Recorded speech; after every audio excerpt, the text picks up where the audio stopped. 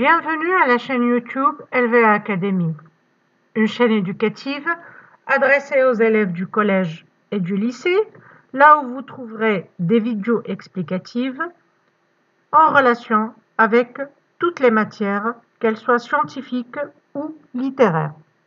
Aujourd'hui, on va voir ensemble les figures de style et on va voir particulièrement les figures d'opposition.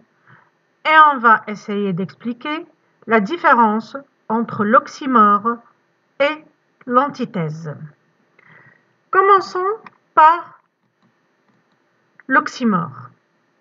L'oxymore, c'est une figure de style qui consiste à mettre côte à côte des mots de sens opposés, ce qui produit une apparence de contradiction, mais renforce le sens des mots opposés. J'explique. L'oxymore, c'est le fait de placer deux mots contradictoires appartenant à deux champs lexicaux différents, l'un à côté de l'autre, sans aucun mot de coordination ou une marque de juxtaposition qui les sépare. Donc, voici quelques exemples d'oxymore. Par exemple, en disant un silence assourdissant. Le mot silence, le non-silence et l'adjectif assourdissant appartiennent à deux champs lexicaux totalement différents. Le silence, c'est le fait de se taire, de ne plus parler. Assourdissant, c'est un adjectif qui qualifie un bruit très fort. Donc, la deuxième phrase, cette obscure clarté qui tombe des étoiles. On a le champ lexical de l'obscurité, du noir, et le champ lexical de la lumière. Donc, comme vous voyez, deux mots appartenant à deux champs lexicaux différents, donc appartenant à deux champs lexicaux différents, sont placés l'un à côté de l'autre. Une sublime horreur. Par exemple, pour traiter le thème de la guerre avec ironie. La guerre, c'est une horreur, c'est quelque chose d'horrible. En la qualifiant de sublime, on essaye de critiquer l'aspect sauvage de la guerre. Une sublime horreur, donc sublime, c'est la beauté, c'est le champ lexical de la beauté, et horreur, c'est le champ lexical de tout ce qui est laid, de tout ce qui est désagréable et qui fait peur. L'antithèse. L'antithèse, où on parle aussi d'alliance de mots ou d'alliance d'idées, c'est une figure de style par laquelle on oppose très fortement deux termes ou deux ensembles de termes contradictoires. Cette figure de style oppose des idées. L'oxymore oppose des mots placés l'un à côté de l'autre. L'antithèse, c'est, on peut, pour former les antithèses, faire appel à l'antonymie, à des mots de sens opposé. Exemple.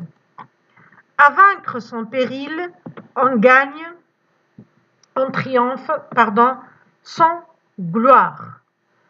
Donc, on corrige. On triomphe sans gloire. C'est une citation de Corneille. Quelle est la signification? Donc, on a sans péril et sans gloire. Donc, cette antithèse met en valeur, met en relief une idée.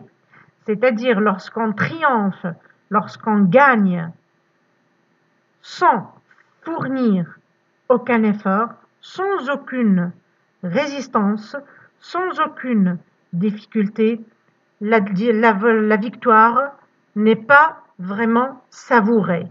La victoire, ça manque quelque chose à la victoire. C'est le fait d'avoir fait l'effort, c'est le fait d'avoir essayé. La deuxième antithèse, il a l'air vivace et maladif. Comme vous le voyez, on a l'outil de coordination, la conjonction de coordination et qui s'y sépare deux idées. Vivace, c'est quelqu'un qui est vivant, qui est enthousiaste, qui est actif, et maladif, c'est la fainéance, c'est le fait d'être malade. Passons à une petite application. Identifier l'oxymore et l'antithèse. La première phrase, j'embrasse mon rival, mais c'est pour mieux l'étouffer. Étouffer une personne, c'est lui ne pas, c'est qu'elle arrête de respirer. Donc, ici, c'est une antithèse. C'est une opposition entre deux idées. L'idée d'embrasser une personne. On embrasse une personne qu'on aime, mais ici, il va embrasser son rival pour l'étouffer, pour l'empêcher de respirer. N'en attendez jamais qu'une paix sanguinaire. Il s'agit de l'oxymore, bien sûr. On a une opposition entre deux mots placés l'un à côté de l'autre. La paix et sanguinaire, ça vient du mot sang. Donc, la troisième phrase, ici, c'est le paradis, ailleurs, c'est l'enfer. On a une opposition entre des termes, ici et ailleurs, paradis et enfer. C'est une antithèse qui met en relief le bien-être du lieu où nous vivons et le sentiment de malaise qui accompagne le fait de quitter son lieu. La phrase suivante, les hommes d'esprit se hâtent lentement. Les hommes d'esprit sont les écrivains. Se hâtent lentement. Se hâter, c'est se précipiter. Lentement, c'est-à-dire ils réfléchissent à toute action avant de l'accomplir.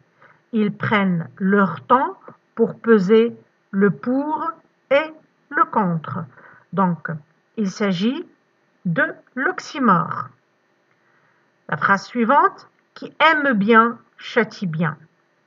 Châtie, le verbe châtier, c'est punir.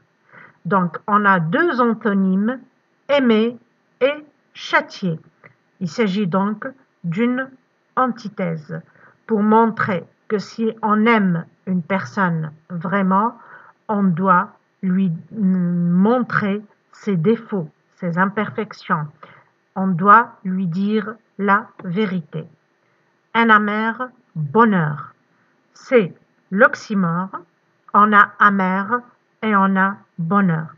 C'est pour mettre en relief l'idée d'un bonheur inaccompli, d'un bonheur qui n'est pas vraiment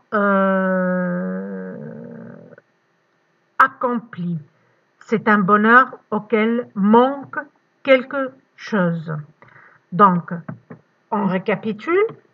L'antithèse et l'oxymore sont des figures d'opposition pour marquer une opposition entre deux idées, deux notions, etc. La différence, l'antithèse, c'est une opposition entre deux idées, entre deux notions. L'oxymore, c'est le fait de placer deux mots appartenant à deux champs lexicaux différents, l'un à côté de l'autre, pour créer une nouvelle réalité. Je vous remercie pour votre attention. Au revoir et on se verra très bientôt. N'oubliez pas non plus de nous suivre sur la chaîne YouTube LVA Academy ainsi que sur la plateforme éducative www.lvaacademy.com. Au revoir.